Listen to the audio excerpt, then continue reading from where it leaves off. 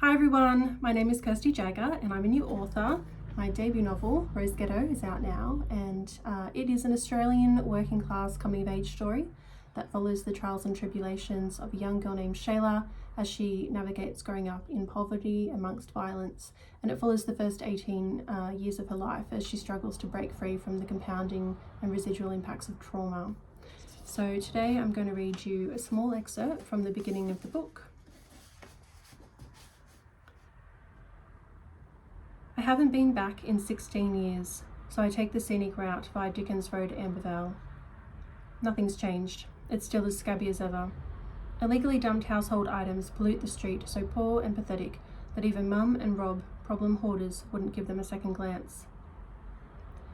Stray cats dart in front of my car. Broken glass crunches beneath the tyres. People watch from their front steps as I drive past. Dozens of dilapidated houses, accommodating hundreds of public housing tenants, are squished together in claustrophobic cul-de-sacs, despite being surrounded by vast empty reserves. The reserves are littered with rusted shopping trolleys, turned upside down, wheels in the air. The yellow and brown of dead grass and leaf litter is occasionally interrupted by big black garbage bags, filled, tied, and dumped on the side of the road. Some houses look vacant, others resemble junkyards. Neighbours share walls and driveways.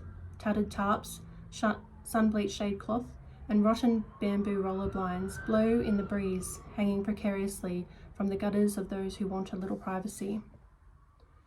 I pause at the intersection of Dickens Road and Copperfield Drive. This is different. New, privately owned homes have been built on the corner of Cleopatra Drive. They have fresh concrete facades and glassed-in second-story balconies. Windows are fitted with the same blinds or shutters throughout. Newly laid lawns are green and bordered by hedges that sparkle with the water sprinkled from professionally installed irrigation systems. Front steps and verandas are tiled. Some even have paths right up to their front doors. I reach for my Spirex reporter pad on the passenger seat and jot down some notes. Urban planning and development. The wins, the fails, the casualties. Injuries sustained, lives lost, futures destroyed. Most of the stories go unreported to police by the media until something like the Rosemeadow riot thrusts issues into the public spotlight. I was only a week into my cadetship with the Australian Broadcasting Corporation when street violence erupted in the suburb in 2009. Police and media reports said the brawl started in Macbeth Way between two warring families over the alleged sexual assault of a 15-year-old girl before it spilled out onto Copperfield Drive. 20 fought with knives, baseball bats and a rifle, while around 80 others looked on. 2 men were shot, 4, including the 16-year-old accused shooter, were stabbed, 1 was glassed and others were bashed with baseball bats. The riot squad rolled in, and so did the politicians. We will not tolerate neighbourhood terrorism, New South Wales Housing Minister of the day, David Borges, said of the Rosemeadow riot. It's a community that needs rebuilding. As it turns out, he meant from scratch. A mother of 15 with 4 sons allegedly involved in the brawl was among those evicted, and Rosemeadow estate was ordered demolished. While the high unemployment, low income and large numbers of children are a problem, perhaps the single most pressing issue is the disaster created in the 1970s when the state government implemented the American Radburn design for public housing, the Sydney Morning Herald read. They quoted Philip Cox, the architect who introduced the design, characterised by homes built back to front on narrow dead-end streets connected by poorly lit laneways, to New South Wales decades earlier. He declared it an urban design experiment that failed. The car behind me beeps and brings me back to 2018.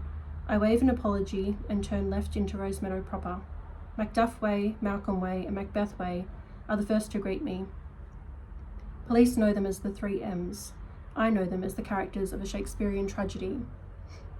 In my research for this assignment, I've read that 30 townhouses in Macbeth Way have been torn down and replaced with a mix of public and private housing, including accommodation for the elderly and a community centre. Macduff Way and Malcolm Way, however, look as though they've only received a fresh lick of paint. Directly opposite them, first on the right, is Westminster Way. I pull in, park on the street, and remember a time when I wanted to tear this place down to the ground and bury it. Now someone's done it for me. There's not a house left standing. All that's left is the street sign. And me. I step out of the car, turn around, and look back the way I came.